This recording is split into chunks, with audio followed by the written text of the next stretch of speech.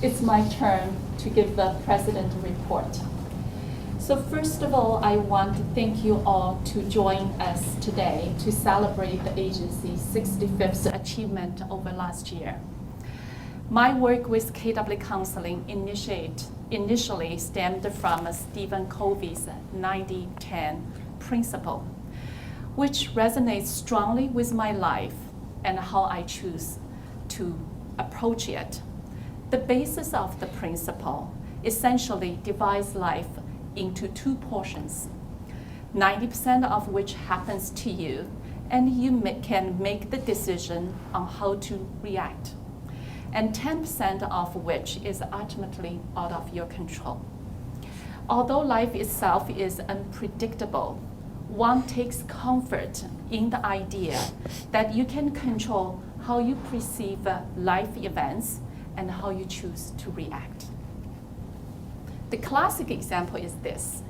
You are having breakfast with your family, and your daughter knocks over a cup of coffee on your work clothes, illustrating the entirely random nature of life. However, it's at that moment where you are the most in control. You can choose to react in one of two ways. Say you curse, you harshly scold your daughter, causing her to cry, and then you turn to your spouse and ask why he placed the coffee cup so close to the edge of the table anyways. In the time that it takes you to put on a fresh outfit, your daughter has missed the school bus due to her crying, and your spouse has left for work. So it falls on your shoulder to send your daughter to school. In the rush of getting her to school on time, you not only get a speeding ticket, but your daughter goes to school in tears, and you arrive late to work, but with the realization that you've left important documents at home. This is hardly a good start to the day, and it seems you can't catch a break since you come home to a cold household. Everyone's still fuming over the events of the morning. It'll be easier to blame someone for the bad day you've experienced, from your daughter to the policeman. However, Stephen Covey placed the blame squarely on yourself. In that instance that you had to react the spilled coffee, everything could have played out entirely differently. Suppose you acknowledge the accident your daughter made by simply comforting her and telling her to watch out for next time. The times you change, your daughter has everything gathered and makes it to the bus with just enough time and turn back and wave goodbye to you. You gather all the things you need, head for work, arriving not only early, but in a great mood. This is not to say that life is quite as easy to handle as this example. However, it provides a pretty good starting place. The service that KW Counseling provides are designed to help people get through that 90% of life. And with a timely, professional service tailored to adversity faced by anyone and everyone. My belief in this principle is what makes the success of agency so important to me. So in October 2015, we were visited by volunteers from the Canadian Centre of Accreditation. The site visit was a culmination of 18 months of work by our accreditation coordinator, Elizabeth Hackborn. I wish she was here, but and all of our staff and the board members. It requires exhaustive review of policies and procedures, and I'm very proud to announce in the end we met 100% the mandatory and the leading practice standards. Please join me in giving a round of applause to our staff for this work.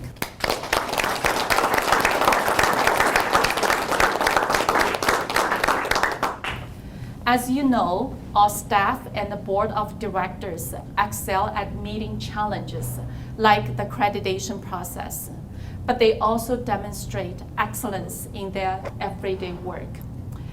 As noted in annual report, KW Counseling Service was able to help 28,625 people in 2015. I'm very proud of the team for this accomplishment. Every week at the walk-in counseling clinic, we ask clients for their feedback on agency and the service they received, and we continue to get glowing feedback like this one. Counseling at KW Counseling is the gold standard for emotional and therapeutic support. I'm so glad for KW Counseling and the invaluable service it provides to the community. One of the 4 strategic objectives that we have for the agency is excellence in service. And I think we can safely say that our staff is doing excellent work. I'm also very proud of our board of directors. This was my first year as president of the board, and I'm grateful for the support from Mike Bragg, our past president, and Paul Rossi, our vice president. I also want to take this opportunity. I want to acknowledge the strong support from Leslie Jocelyn, executive director, Scott Williams, executive assistant, to my role as president. Our board is responsible for governance, but we also do a lot of work to organize and execute fundraising events and to increase the visibility of the agency in the community. We also act as a resource for management team, offering expertise in human resource and finance.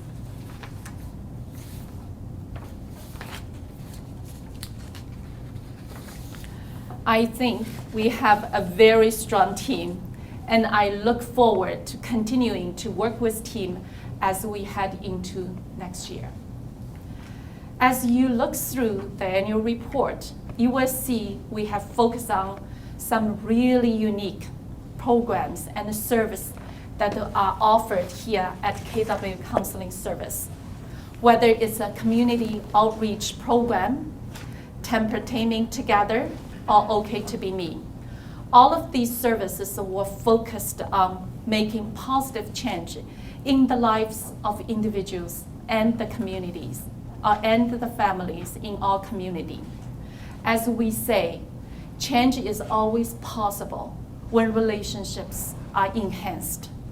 KW Counseling is in the relationships business, and I am proud to be part of the work we do here.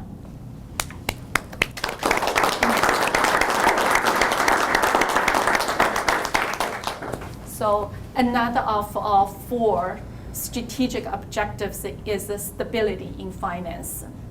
This is tricky for for-profit organizations, but I think even trickier in non-profit world.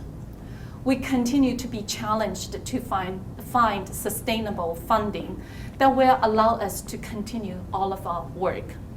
Indeed, every year, we struggle to maintain a level of service when the demand continues to increase and funding remains the same or is cut. In the last year, we have started to do some work on business development. We are looking for creative ways to fund the work we do. Just in the last months, we have made some significant progress towards improving our roads to recovery services for people who have experienced a motor vehicle accident. In addition, our family service organizations are looking to us for our expertise in accreditation process and brand management. Our consultations on these may help support our work financially. I believe the next year will be a challenge for us, but I know our team is up to that challenge.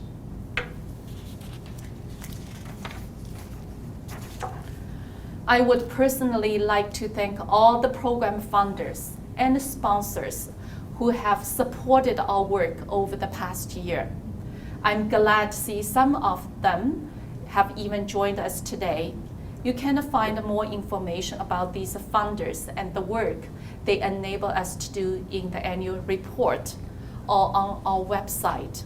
But please join me in thanking Ashley Family Foundation, Bear Let's Talk, Children's Aid Foundation, Chinese Canadian Women's Federation, CIBC Wood Gundy, COP Marketing and Design, Cowan Insurance Group, Cowan Foundation, Family and Children's Service, the Jeans and Scrubs Committee, KW Community Foundation, Laurier University Charity Council, Lyle S. Holman Foundation, Maycourt Club of KW, Ministry of Children and Youth Services, Ministry of Community and Social Services, Ministry of Health and Long-Term via Lutherwood, Ontario Trillium Foundation, RBC Foundation, Red Coral Clothing, Region of Waterloo, the Tour de Waterloo organizers,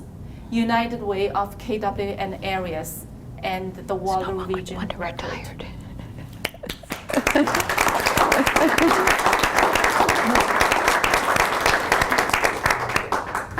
We cherish our relationships with each and every one of you. Your partnership allows us to do the work we do. Without you, those 28,625 people we helped in 2015 might not have found the help they needed. Our work is changing life in Ontario region.